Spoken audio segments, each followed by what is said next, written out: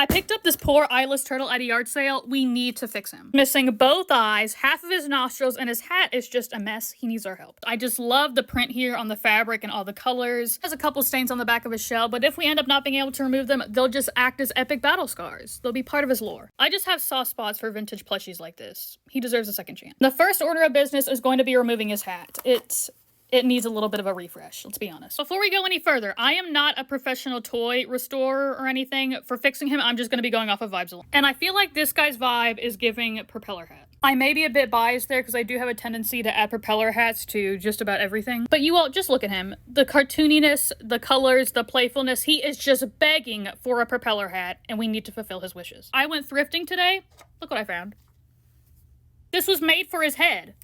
Look at that. I went ahead and sanded down the surface to get it ready for paint. I also used my glue gun to burn a hole in the top. Then for the propeller, I cut out a couple pieces of a plastic cup here, glued them together, added a wooden dowel on the bottom and a rhinestone on top. So now we're ready to go in with some paint. I did also go in and add some clay in the top here to fill in that sunken in space. And I also know I should be priming this, but I just can't be bothered to, apparently. Here's how it looks, all finished. I decided to add in some cartoony outlines to kind of match the vibe of the show. But now, onto his eyeballs. I feel like originally he probably has some little black beady eyes or something. The little grommets or whatever those are still left over from where I think the plastic pegs holding his eyes together just got brittle and broke off. Not gonna lie, it is very tempting just to kind of stick a couple googly eyes on there and call it a day. But I feel like we just need to have a layered button moment. I just feel like they'd suit him better. Here's the configuration I'm kind of thinking of. I think it brings in a lot of the colors from his shell and everything. This blue one has this shank in the back, which is just way too thick, causing this gap here. So I think I'm just going to cut it off and then glue it directly onto the eye. And then for his nostrils, I think I'm going to replace this one as well because it is a pom-pom and I don't have any black pom-poms that size. So I think I'm just going to replace both of them with a little piece of felt. And here is our little turtle guy all finished. We revived his sight